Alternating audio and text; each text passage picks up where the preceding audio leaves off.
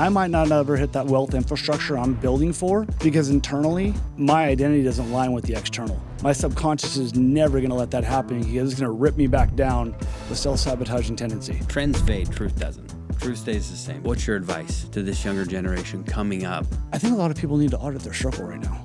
A lot of people playing around with AI, they're hitting those spikes of dopamine constantly now by thinking they're learning something new, but they're not implementing anything at all. None of these young men will know what delayed gratification feels like and understand the value that it brings into your life. Welcome back. Thank you. What's a simp, dude? I need you to tell me what on earth a simp is and why on earth are we being called that? Oh man, I had to look it up. Okay. I didn't know what a simp was. When I looked it up, it started with a comment that happened from one of the pieces of the podcast that we did together. Right. We were talking about I was talking about serving my wife. Mm-hmm. And in order to serve her, I had to recalibrate my character, do some things as a man, own some of my failures. Yeah. And when I said I served my wife at the highest level, there was a clip that was cut from our last podcast together. Right. And you dropped it, and it has gone crazy. 2,000 or 2 million, almost 2 million views. Yeah. 40,000 likes, thousands upon thousands of shares, and probably just under 1,000 comments. Good and bad. Yeah. Right? Like you would imagine. Like a simp. Yeah. So one of the comments was, you are demasculating men. You are a failure for men. You should be lifting them up. You're a simp. And I thought it meant pimp, but it doesn't. It's like, I didn't know what to think. So I looked it up, and simp is demasculating men and a man that has weak moral values. And so I don't know how it must be a young man, but I don't know how that guy or that individual would take what I said. That keyboard warrior. Yeah, and then turned it into me being a weak man for saying that I served my wife. But it was interesting, and you go through all these comments. It's very fascinating, the world we live in with men and women and the relationships. And then you got AI, you throw all this stuff that's happening in the world, it gets confusing. Dude, it is so confusing right now. Yeah. So confusing. So where I'm confused just off this first part of the conversation is, what does it even mean to demasculate? I might need to look it up. I have an idea, but what's the actual definition of demasculating somebody? I think for me, if I were just my opinion, I think that there's certain cultures of men, these alpha men, which I think that's defined inaccurate, the way they act. An alpha isn't the one that stands up, that's the loudest, the strongest necessarily. It's the one that protects from the back. Real alpha males that I've worked with or talked to, they're not too loud.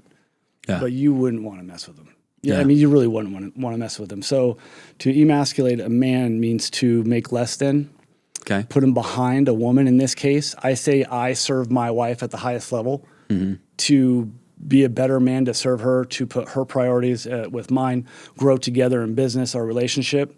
The man comes in and says, I am emasculating men, making them weak, taking them from masculinity, maybe leaning them more towards a softer side of that man, which I just don't agree with. I think that a man that can serve his wife in the bedroom, in business, personal, be that father for the children, that's serving your wife, right? Mm-hmm. And then go out into the war room the war that we have to fight every day in business and maintain character and then be I serve you. Mm-hmm. We're brothers. Yeah. I serve you, you serve me. I don't know how that would be emasculating a man at all. I think that is a very powerful thing to be. It's a very powerful frame to stay in if it's real for you. And I think that's the ultimate alpha in masculating of men. That's what I would think. So I don't think there's any demasculating, like he said, or emasculating of a man for him to be a very powerful lover and serve his wife and then go put that war face on, that mask in business. I don't think there's anything about that's emasculating. I think that was a young man that had no clue what he was talking about. I've been married for 28 years. Right. We could have some serious conversations about marriage, especially in the current state of the economy with men and women in their relationships, AI, cloned women being paid for sexual advice and favors on apps now. This is a real, it's a real thing. I think you've seen it, have you? I do. These men are paying for AI that's the thing. to serve them their sexual fantasies. Yeah. That's a thing? Yeah, you can pay it for like $9.99 a month or $25 a month, and you get to design it. It's really, really weird. I never thought in my lifetime I'd see things that we're seeing today. It's like Back to the Future, but it's like now. Yeah. So what do you do with it? Where do you go with it? When you're okay, so the reel that we did, talking about serving my wife, has millions of views, has a lot of comments. Did you see the majority of the comments? I saw a handful of them. Dude, most of them actually, I think were pretty positive. Very positive. Yeah. Yeah. Most of them were very positive. From women. 95% probably from women. Yeah. That's not a real man. He probably doesn't even exist. Where can I find a man like that? He's not from this planet. Yeah. So that says to me, there's a lot of relationships out there where I think these women are craving the attention of their men. Right? Okay. Especially if they've been in marriages for a long time and the honeymoon phase is over. It's just like we're together raising children, but we sleep in the same bed miles apart. Right. Where's the passion? How much sex are they having? Yeah. I don't know, but the comments alone say that there's a lot of lonely women in the world. Just from those there's hundreds and hundreds of women saying, where does this type of man exist? Not that you and I are anything special, but we pay more attention than most to our women after our wives, and we've been married for a long time. We haven't lost that spark. How did that happen? Well, I had to lose it to gain it. I had to come to a realization that internally I was not serving my wife at a high level. Right. It's time to get back to that. Business is great. Marriage is flopping. Kids are somewhere in the middle. I'm not really sure who I am as an identity as I'm shifting from, this man that was known for being the partier and the drinker. So when I recreated myself and changed my identity, worked on the subconscious so it can be present to the people around me. Right. It's a lot of work. You get lost in it. It is a lot of work. It takes a lot of effort. It takes a lot of intention, and then executing on that intention. We recorded it 8 months ago. Yeah. And now we're doing round 2 because over the last 8 months, we've also partnered up on some stuff. We're working on some stuff together. Yeah. But talk to me just a little bit about the marriage stuff you're doing, the coaching you're doing with your wife. Because as you look at the proof is in the pudding, as you look at your feeds and you look at the things you're posting, pictures of you and your sweetheart from before to now, like there's been a radical transformation. What would you say that transformation is attributed to?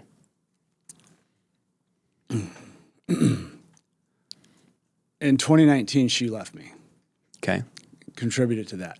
Okay. I knew I wanted her. I knew I wanted her in my life and as my wife. She was done with the character I had become.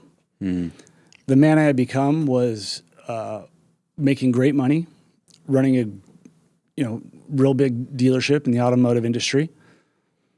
Didn't really see the problems I was having. I knew I shouldn't be acting this way.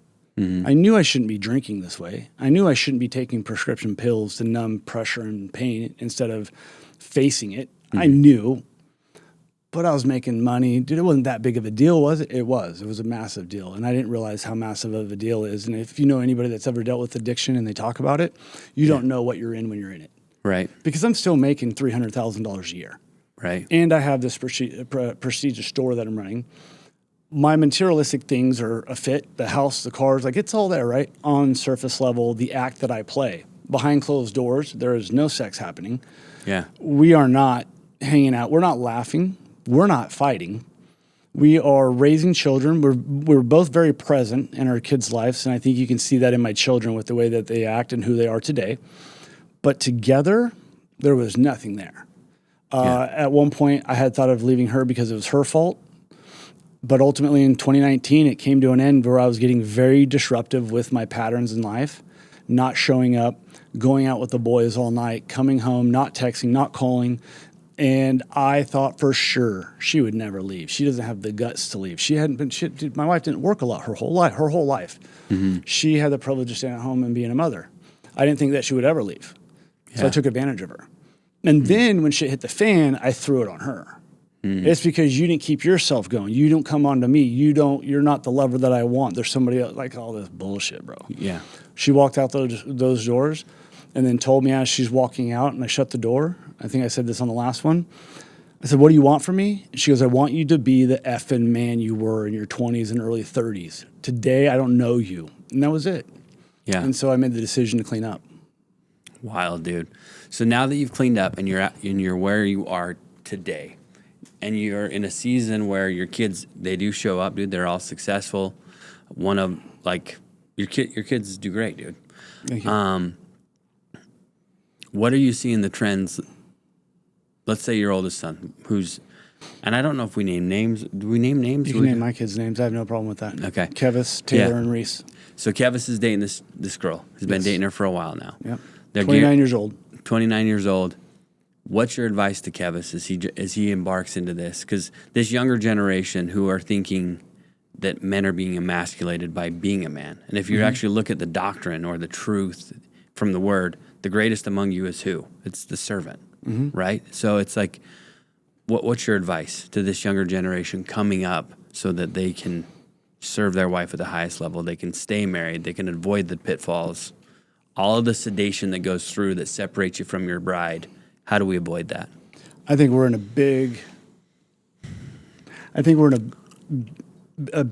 we have a situation right now I'm reflecting back on some things I was thinking about talking with my son. We have a big problem in the youth. I just found out what looks maxing was. Have you heard of this? No, I don't. I found this out a week ago. What is it? Look maxing. Looks maxing? Looks maxing? A way to take yourself aesthetically to a higher level in your look. Oh, okay. And it's very popular with young kids. Like I would be afraid if my son was doing this. Looks maxing is where men put all of their self-worth into how they look. Okay? Let's not talk about what happens when you get older and you can't do anything about how you look and your body and things like that, but you're putting your value as a man in this society based on your looks. Are women doing this too, or is it just a men thing? I've only seen this for men. This looks maxing is specifically for men, I believe. Okay. They are doing something called bone smashing. They're taking hammers and tapping at their cheekbones and causing microfractures so the tissue grows back inside the bone stronger, I guess, in the jawline. They are putting on mascara to highlight the eyes, blush to give them a better complexion in the face, shooting sperm in their cheeks, no joke, to fill out their cheekbones. Okay, so what kind of advice would I give? I don't know what to give for that. This is a real That's thing? a mental issue. Yeah. Yes, this is very real, and it's very popular amongst these young men that are coming up as influencers in the marketplace that are live streaming 24/7, taking low Don't dose. even wash their face, bro. Right? Okay, yeah. but that's just the beginning. Yeah. They're taking low doses of cocaine in a controlled way to stay up longer, to do more streams, to be more charismatic, to be on 24/7. It's the new Adderall, but it's hard drugs. Yeah, they're doing meth. Yeah. Right? Low doses of microdoses of meth to keep their body chiseled, doing testosterone and tren at 18, 19, 20 years roids. old to get jacked. They're doing It's a massive problem. Massive problem. And so when I look at that, I don't coach any men that age. I just don't resonate with that. Yeah. But when I look at that and that young man in this looks maxing community and how they're evolving and what they put value into, which is mainly looks, versus the men that I coach are around 35 to 62. Those are the men that I coach privately in marriage first and then business. I have a lot of fun with that man because that man raises his hand and wants to change. It's like a rocket ship.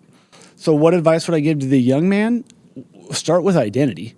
There's something in their subconscious that is so messed up and causing turmoil to make them want to do that. It's so far from faith. It's so far from being masculine. It's so far from being a protector. I don't know what kind of advice to give them. Because I am so proud that I don't have to deal with that with my 19-year-old boy. Because he still lives at home. We'd be going to war on one another. I don't know how to serve that man. I don't know where that became a thing to where you place 100% of your value as a man on your looks. They sit next to these girls on these live streams and they're prettier than the girls. It's really weird, man. So I don't know. I don't know what to say to that. That's a real How thing. did that become a thing? Oh, real thing. It's a up and coming trend. It's fascinating. It's the downfall of society for that generation of men. That man cannot bear the load of a real career with family. Do you think that man's going to breed? Are they going to have children anytime soon? Or what would their children be like? Like what does that evolve into? Yeah, it's fascinating. That is fascinating, dude. Yeah, looks maxing. I like what you said, that it's an identity thing. Start with the identity, because trends fade, truth doesn't. Truth stays the same. So this looks maxing trend will fade. It will It has to. But truth is non-negotiable. Truth is there. And so, but biologically, let me take a step back. Biologically, is that the word? Biologically, what they have done to their bodies and what they're doing to their bodies, they're completely wrecking themselves internally.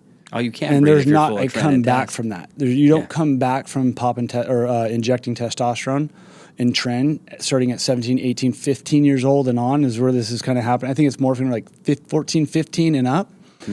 You start that process down that road of testosterone and trend. Not only are you neurologically changing the chemicals in your brain with trend, testosterone is going to wipe all free testosterone off the plate. They're going to be coded differently. Yeah. How do you come back from that? Drinking's one thing, prescription medication, that's one thing, right? Yeah. How do you come back from when you alter your genetic code, your genome? By doing that at such a young age. You are not letting puberty, the maturity of all your cells, your tissues, all those things that they're doing and ripping and tearing down their body. What does that look like at 25, 35 for them? And when I found this trend, about a week ago, my 19-year-old son asked me if I knew what it was. I had no clue. When I watched it with him, I looked at him. I was like, "Is this appealing to you?" He goes, "Oh God, no, dude, these guys got problems, Dad." But they're making a lot of money. They're streaming, girls, party lifestyle, and we have a real identity problem with these young men. What would I like to say to them? I like to shake them. I'd like to pull them aside and just talk to them like, where did their fathers go wrong if they had fathers? I think a lot of men like that, I don't know what their home dynamic looked like, because I think that has a lot to do with it, right? That play in the home.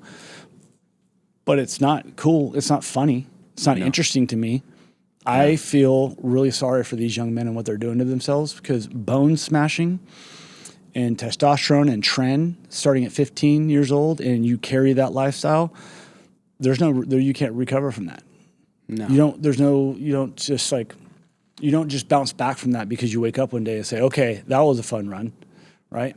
They're changing their DNA with all those chemicals in their body, and Botox and injecting male sperm into the cheeks. Okay. Who comes up with this stuff, man? And it has it. Okay, dang. Yeah. Whose sperm? Their own? I didn't look into that, man. I just saw it, and it has been stated and it is verified that is what they're doing. Who's verifying? Like, who gets involved in these parties where it's like, this is what we're going to do, and we're going to document it and make it sense. Make it make sense. Instead of getting into the gym, and doing the work, building the body, which calluses the mind, and preparing yourself for what's to come, it's the ultimate cheat code all around. Is what they're trying to do is bypass hard work for that quick win and instant gratification. And that's another problem. None of these young men going this route will know what delayed gratification feels like and understand the value and the property that it brings into your life. And so I just think that it's very interesting for those young men, on top of all the social pressure and now AI and now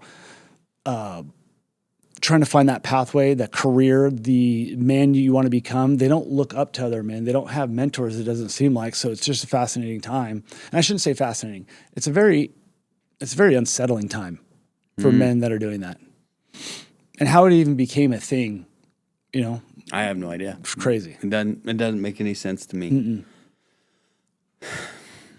You imagine if you walk into the garage one morning, early morning, and your boy has a hammer and he's just tapping at his face to make his cheekbones stand out and have definition in his face. And you're like, what are you doing? You're like, Dad, it's fine.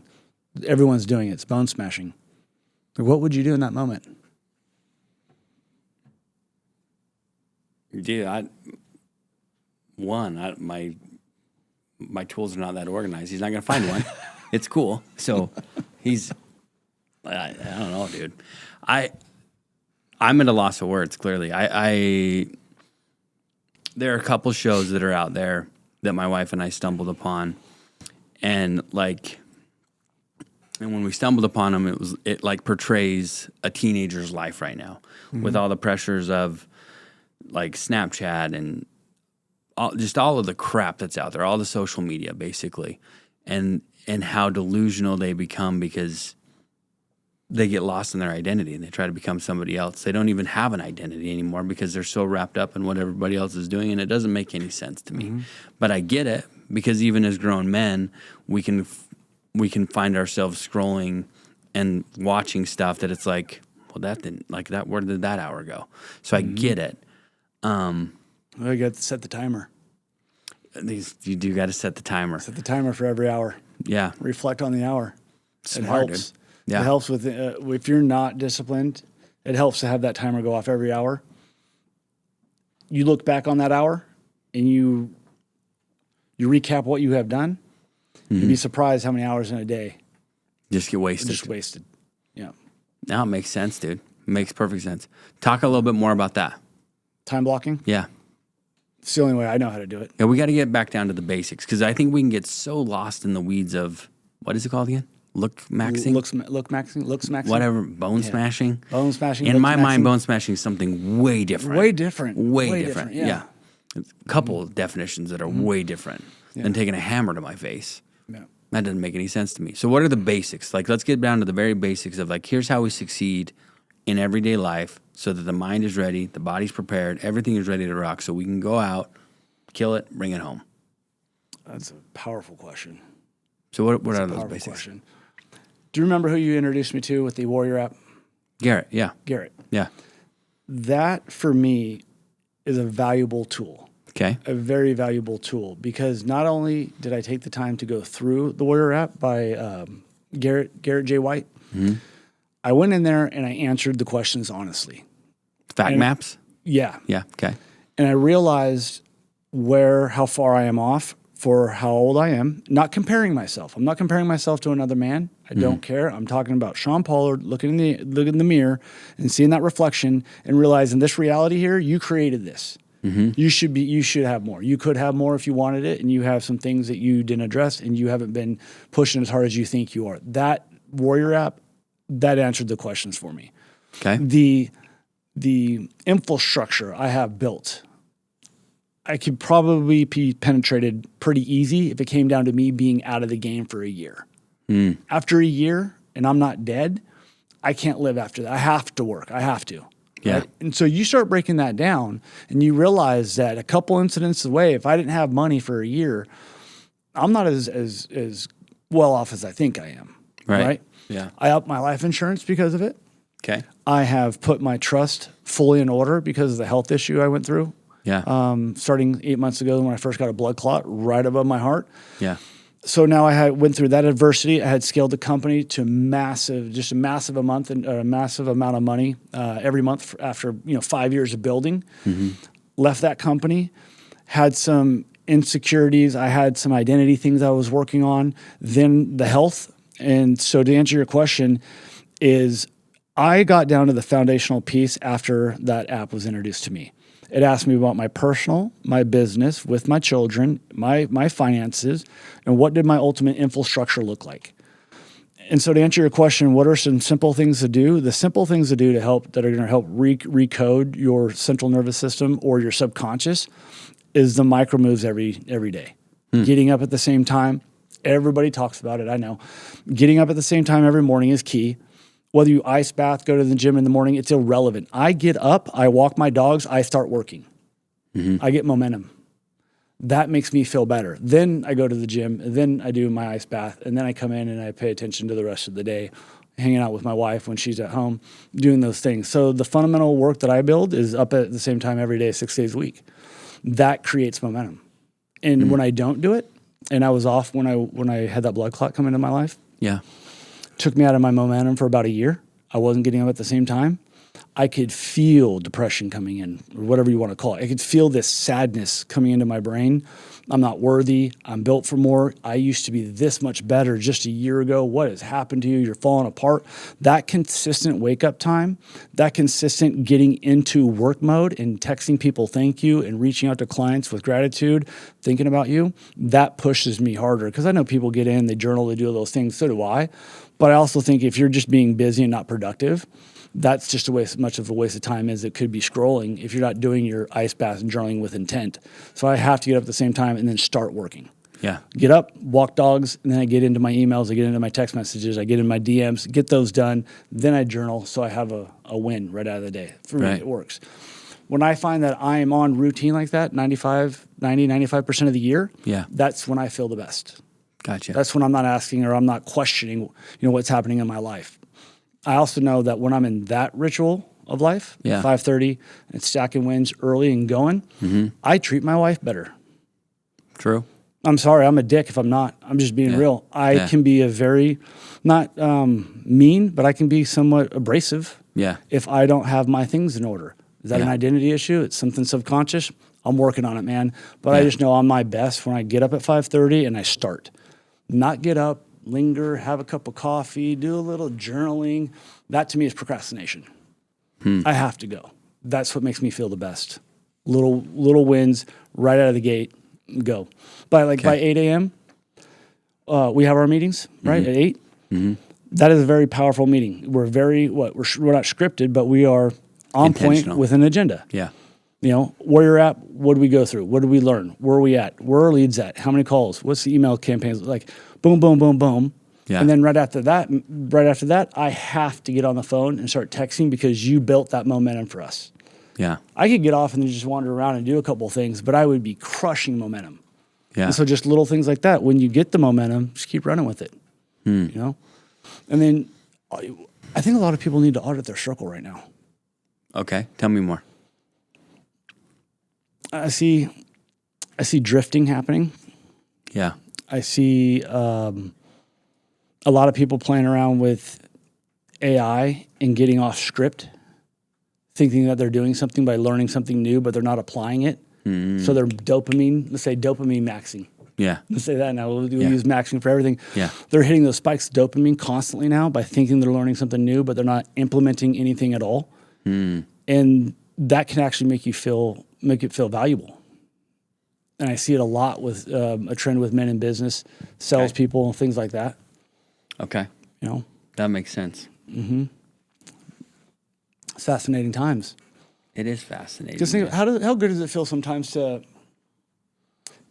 feel like you're stacking something new, you're learning things, this with AI and business, and you feel good, but you have accomplished nothing for a week. It's the worst, dude. I see it all the time. When all you have is a bunch of activity and no accomplishment, that is such a waste of time, and it's so frustrating. And you're right. The abrasive nature creeps in because you're like, I'm so busy, but I'm not winning anything. And so then I'm annoyed when someone tries to add in a little bit more busy, but we're really not accomplishing anything. Like, because the abrasive, for me, the abrasive kicks in when my wife needs help or my kids need something, but I've been wasting all of this time being busy in these activities that aren't actually accomplishing the end goal of what we need to do, whether that's producing revenue or it's journaling or whatever. The intention is not there. It's just a bunch of unorganized activity so that we look busy as a badge of honor, and it's so obnoxious. So I bet for you, knowing you, it could be even easier for you. What do you mean? Being busy and not getting things. I'm not saying this is what you do. Yeah. But I can see how this would be easy for you to find yourself not getting proper production done every day because you have a high recurring revenue coming in every month. If you don't sell, you still have money coming in, right? Yeah. No, 100%. But then that dies. But if you're not growing, you are dying. So, but I've seen men like that have recurring revenue, and you got a lot. It comes in, And next thing you know, a month or two goes by and they haven't been productive. And I know you're not doing that at all, but I can see how with men like you that have high recurring revenues, how sometimes here and there you're like, okay, I'll just shift this day. Okay, that tomorrow. The next thing you know, tomorrow becomes a week. And then it's 2 weeks. It's just like putting snooze on the alarm, bro. And next thing you know, you're out of the gym for 5 months. You're like, damn, how'd that happen? It was one snooze. Yeah. No, it alters your legacy, that one snooze, you know. It's a thing, dude. Do that a couple times a year or a couple times a month. Next thing you know, you have, compacted weeks of not going to the gym, not being productive, AI distractions here. You know, what's the next thing I should be doing? It's an interesting time for sure. When we were distracted as humanity for a long time, it's just gotten magnified at a high level. And a lot of identity crisis. I think it's a crisis with an identity. And I can speak to the man that I do serve that looks like they have it together. A lot of identity crisis. Shit, I'm in one right now. You know? We all go through them. Yeah. As you search, when you do a fact map or you do the stack, and you start realizing there's some work to do, that questions your identity. You're like, man, I thought I was on top of that. No, you weren't. You're lying to yourself and you didn't realize it. Dude, that's honestly of all of the episodes, all of the conversations, it really just comes down to telling the truth, dude. Like if you can really be honest with yourself of what you actually accomplished, not the activities you were doing, but auditing those activities or auditing the circles that you're running in. Are they helping you accomplish the things that you actually want to accomplish? If they're not, then they need to be removed. And you can't lie to yourself and say that they are, or that they're going to pan out, because they're not panning out. Like the truth really is the most liberating thing on the planet. If you can tell yourself the truth and you can tell your spouse the truth, just like when you asked Jennifer, hey, am I him? No, dude, you're not him. Okay, time out. There would have been no movement if she had been like, oh, yeah, honey. So we had a guest on this morning that he said something so profound that it actually blew my mind. He's also a warrior guy. Super young buck, dude. Super young buck, but he's already at the helm of a $30 million business, like just crushing it. Like He started it when he was 17 and now he's 28 and he's just doing great. But he said, we are taught to lie so that we don't make people feel bad. And when we lie, it typically is so that we can get someone to trust us. And I thought, that is the most counterintuitive thing, but it is so true. The salesman is going to lie to say the feature is going to do this so that the prospect will buy, and then they find out that it didn't, then you have a cancellation. Or, hey, do I look bad in this dress? No, babe, you look great. You don't look good, so maybe try something different. And then that level of trust is so real if your wife or the prospect or your employees know that what you're saying to them is true. Like there's a couple times that I've let people go, and unfortunately, I lied to them to be nice. Oh, it's just not working out. Well, the reality is you're not following the SOPs. You're not doing your job. You're not hitting the numbers. You're not doing anything that I'm asking you to do. And I'm just going to say it's just not working out. Where I did that person no service by not just saying, yo, bro, this is why it's not working. Does that make sense? A complete sense. Absolutely. A little softy on that one. Soft on them. Yeah. You don't like letting people go. Yeah, I know. Of course I don't. You know? But it didn't do them any service or me any service, because then they're going to take those same habits, same patterns to the next employer. Doesn't help that person either. Truth pays forward. I agree. Yeah. To an extent. Okay. I feel no matter what you would have done with any individual, they're going to take that same truth, the same pattern, the same habits to the next employer no matter what. And next thing you know, within a matter of time, they're going to have the same situation. And that is going to happen multiple times for the rest of their lives if they don't really come to terms with some internal work. Yeah. That's just for everybody. That's how it's going to be. So it comes down to what you were saying with identity. That's all identity. It's got to be an identity shift. Because I could build for wealth and learn enough, know enough, be disciplined enough, but I might not ever hit that wealth infrastructure I'm building for, because internally, my identity doesn't line with the external. My subconscious is never going to let that happen, because it's going to rip me back down with self-sabotaging tendency. Okay. And I've done it too many times, making money. Okay. It was something that I had to really, really focus and work on with the word, faith, meditation, because changing a subconscious belief or that's internally wired into you from your childhood or something that happened to you, that's not just something that changes because you're putting in willpower and you're motivated. It doesn't matter what you do. You will hit a roadblock no matter how smart you are. You can't find the path. No matter how determined you are, you can't figure out what way to go. No matter how much willpower you put into it, you will burn out because the subconscious doesn't align with that vision. That identity is not real, internal as the external. You are not going to accomplish it. And if you do, as soon as you start climbing, you will self-sabotage, brother. I've seen it too many times, and I am the living proof of it. I am a self-sabotage king for years of my life. I have cost myself general manager roles. I have cost myself $50,000 a month jobs for a long time until I started really working on it about, 6 years, going on 7 years. I stopped drinking. I quit doing the dumb shit, started showing up. 3 years later, found my identity. Another man helped me find out who I was at 42. I'm 46 now, and I'm still working internally to, work this thing out. And so it doesn't matter how you treat a man unless they're willing to look internally. That same belief, those same self-sabotaging tendencies, the same work ethic, the discipline, it's going to carry on with him no matter what. You have to have something ruthlessly disrupt your life for you to internally change the subconscious or be aware that you need to be doing it. That's my belief. And I've worked with a lot of men on it. Yeah. It's very hard. Very hard. Because the subconscious belief could have been the misquoted Bible verse. Okay. Money is the root of all evil. Came from my grandma when I was 9. Yeah. I thought money wasn't a good thing. And like those people have money, they're not good people. I thought that for a long time, up into my 20s. When I started making money in the car business at 20, I would self-sabotage. I would hit 10 grand a month. I'd do it 2 months in a row. And then I'd go 3 months in a row making 3. And my wife's like, what's going on here? What's this? Yeah. That was all I didn't know it then, but that's what that was. I could have made 10 grand every month, bro. Every month in and month out, but I didn't. I went like this because money was the root of all evil. I would start getting cash in the bank in my 20s because I was fortunate enough. I made 100 grand a year when I was 20. And I could have made 200. Yeah. But I'd start getting 10 grand extra in my bank account. I'd go on a vacation. I'd blow it. Started getting more stuff, and I'd buy my wife more clothes. It was a daunting experience for about 10 years. And then I started getting some willpower to watch how I save, started saving money. But I did not realize that was a subconscious trait that carried with me for a long time. When I first broke my first $100,000 a month, bro, I wasn't okay. It messed me up. I did not celebrate it. It was very weird. Yeah. I said, this is not okay. And I was 41 years old when that happened.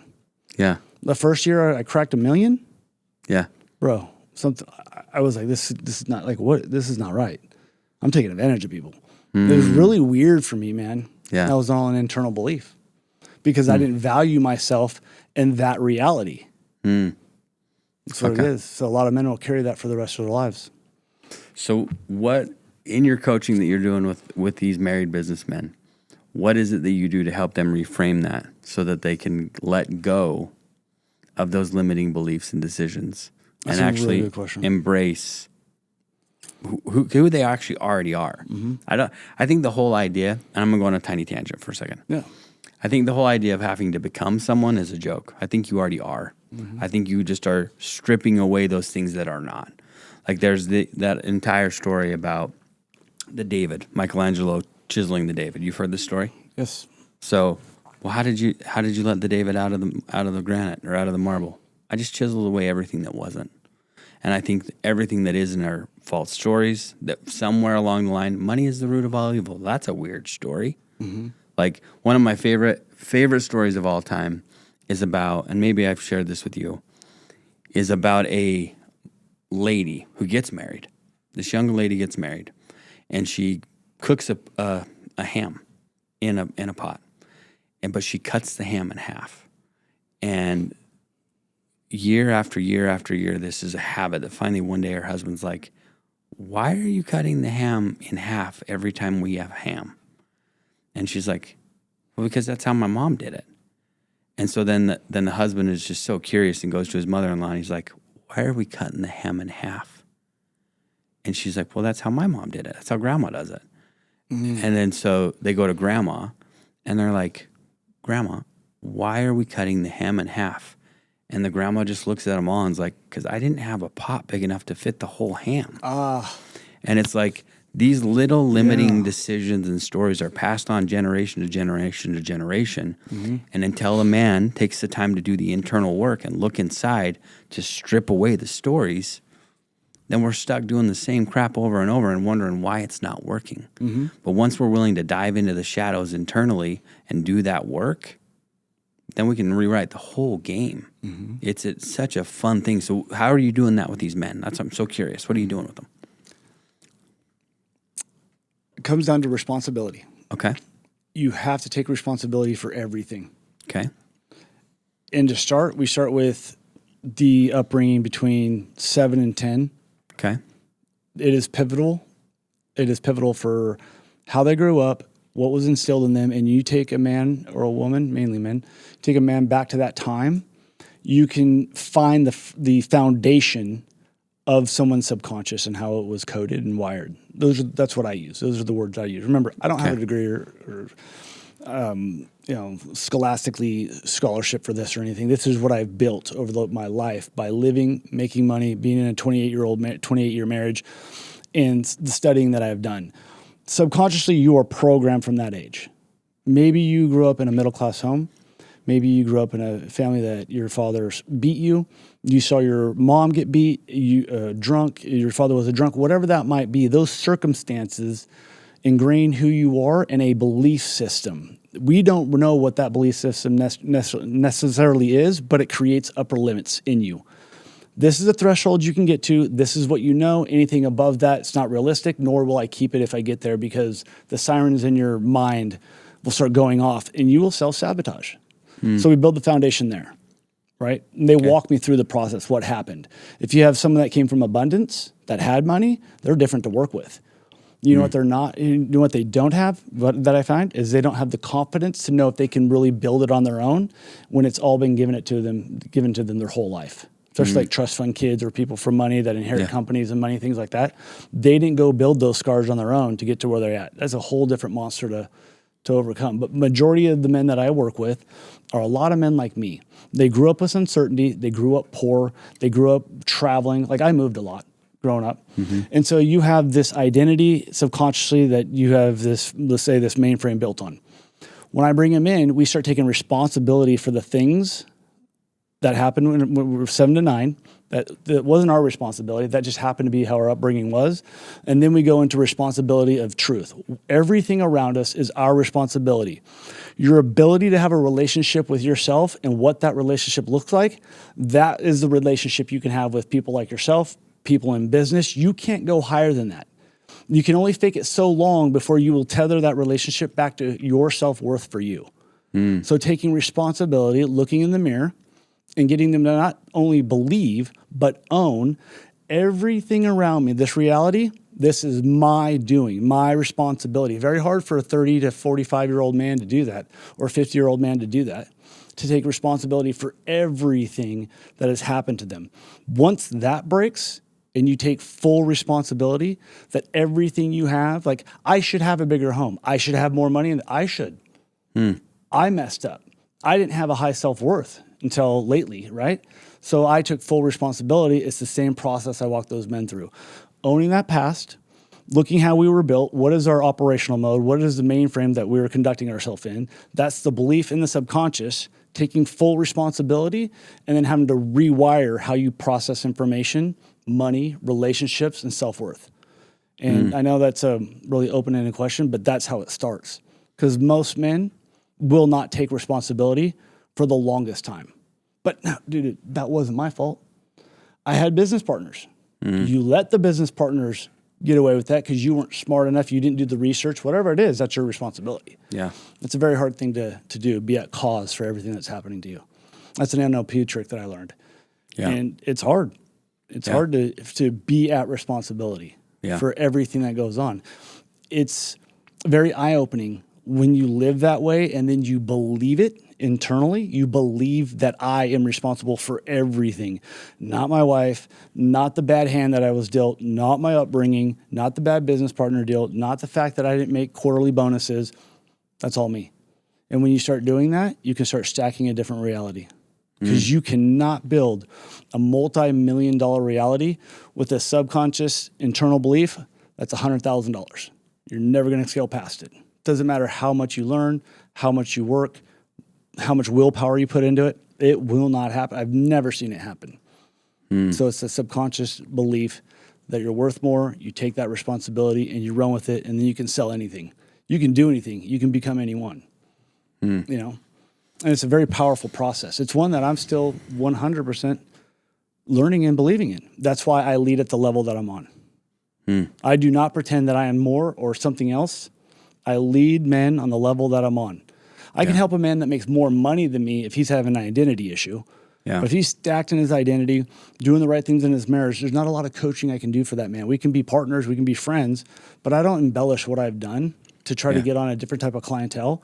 And I think that's what's also made me successful doing it. Lead on the level that you're at. Tell you the truth. Yep. I like that.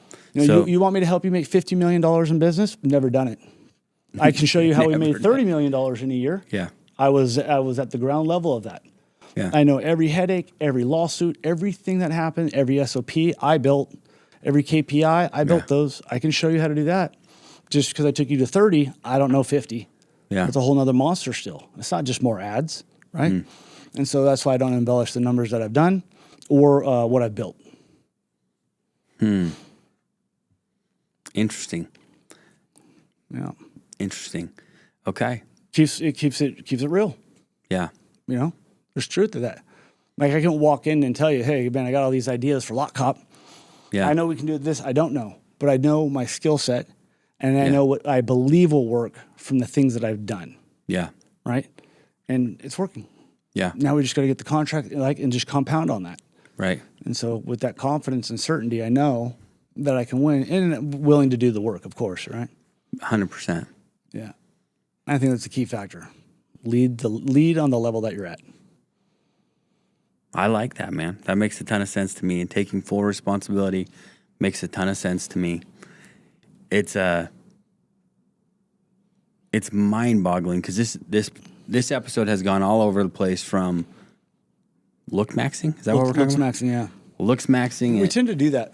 Yeah, it's all over the place from looks maxing to identity work to internal work to the common theme of all of it, dude, is it's still in my mind always comes down to truth. Truth about where you're at, like the responsibility. 100% that's on me. I'll take responsibility for that. That's on me. Tell the truth. And then lead from the level that you're at. Cool. Well, here's where I'm at, so this is where I can lead you from, and I'll just tell you the truth on that. You were made perfectly the way you were supposed to be made. So why on earth are you trying to hit yourself with a hammer? You've been sold a lie. Yeah. Why on earth are you injecting something that is intended to procreate this world into your face? That does not make any sense to me. You have been sold a lie. Like, the steroids, they have their place for whoever they think they need them, but not for a 17-year-old kid. Like, that doesn't make any sense in my mind either.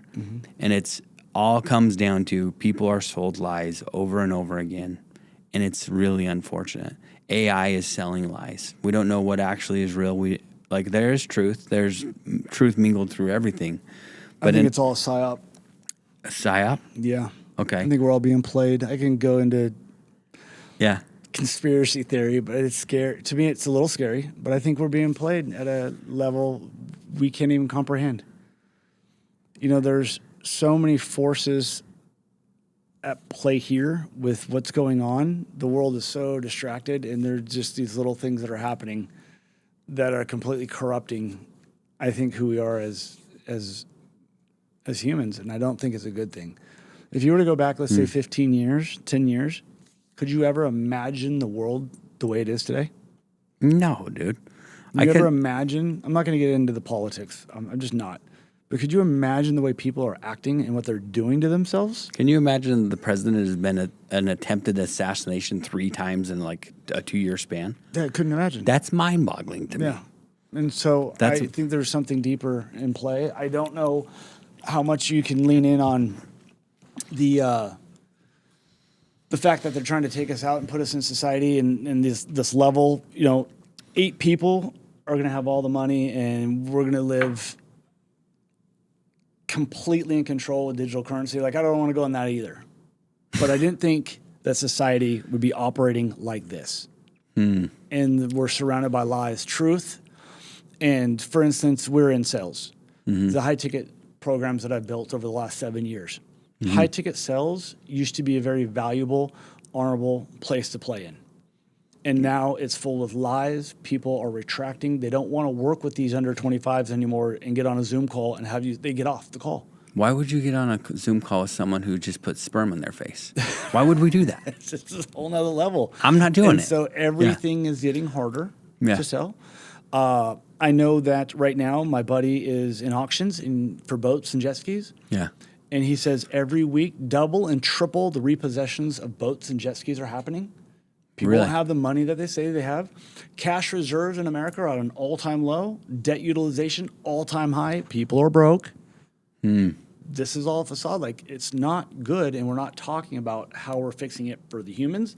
We're talking about how we're going to make it better for AI. And it's a very weird thing to be going through. So buckle down the hatches and prepare your home. Clean up your home. Arm your home. That's the conspiracy coming out. Make sure you have filtered straws so you can drink any type of water anywhere you need. I would. I'm just saying, I would. Because that song from Cypress Hill, when the shit goes down, you better be ready. You ever heard that song? It's a great song, Cypress Hill. Okay. Prepare for anything. Okay. And just put a plan together, follow the numbers, look at the money, look at what's happening, get a little bit of a grasp of how this is being played. Clean up your home internally and get ready to rock and roll in the external, because it's only going to get harder. As a business owner, as a salesperson, as a mom that's home with her children, it's going to get harder. Clean up your home, build an infrastructure. And that's one of the things that Garrett J. White with the Warrior app, that's what it exposed to me. I already thought that way. I didn't realize I was as loose as I was because I thought I was tight. I'm not. So I have done things to prepare myself. If that makes sense. Dude, So I don't want to get your podcast all political and conspiracy theories and things like that. I just have my beliefs and I'm ready. I'm ready for war. I can appreciate that, dude. And I would say at times I would self-identify as a delusional optimist, but I'm not going to say that there is not challenges out there. There are challenges out there. There are deceptions out there. There are lies out there. There are things out there that are really hindering society and distracting them and keeping them from the truth. And the truth is, in my opinion, at the end of the day, every single day, God is real. God wants you to win. God is actually in control of what's happening. He's very aware of what's happening. He'll never not let good or evil use their agency. Agency is always going to be a thing. It comes down to, are we willing to use our agency to be prepared? Yeah. So that when something does hit the fan, we're ready. Or maybe we're so prepared that when it does hit the fan, we don't even know that it hit the fan. Like, I probably could have gone my whole life not knowing what looks maxing was. And I wouldn't even know what it was because it's not even on my radar. And so I think the more that we look for the good and look for the things that we want to see, Say that again. What we want to see. What we want to see. Mm-hmm. Yeah. And it's just powerful. And if we want to see the truth, we will see the truth, which also means we have to see the darkness. And so, but we choose to focus on the light. Like, that's what it comes down to for me. And I don't even know how I got on that soapbox. It's just where I'm at. Because if we really let all the looks maxing and the sperm You're to the not face, distracted in that at all, dude. But if we really let that, it's such a distraction, dude. And it will just eat your lunch to not be present, so that you can actually take your kid fishing instead of finding him in the garage hitting himself in the face with a hammer. It's a bad idea. Like, let's go fish or something. So it's wild, dude. But Shawn, this is how we end every single one of them. We end on the very question of, what's the one piece of advice that you would give so someone could be more fully sold on themselves? That's to be fully sold on yourself, just remember one thing, I think, that you're not alone if you have friends. And have the courage to reach out to people and let your friends, I hope people have built a good enough relationships in their later years where they have solid people. You're not alone if you have friends. So reach out and share. I think people are disconnected, and I think a lot of people are lonely. Yeah. Well, I know they are because I talk to a lot of men. Yeah. You know, we have now worked with the masses, with the things that you've done, things that I've done at the highest level. You're not alone. If you have good people and good friends, so reach out to them. Wild. And so lean on people. That's it's not great a advice. weak thing to ask for help. Yeah. I was taught that. That's a great advice, My man. grandfather taught me that. You're weak if you ask for help. You bear that. It's wrong, man. It's weak not to ask for help. Yeah. So you're not alone. Powerful. People want to help. Shawn, that's great advice, dude. Thanks, brother. I like that a lot. Appreciate Okay. it. Well, Shawn, where can they find you? Mindset Monster on Instagram. Okay. That's the place to go. And apparently we have a viral clip on the Viral Facebook. clip. So Took find him off. on the Facebook too. Serve your women. So Simp out. thanks for joining us. Make it a great day.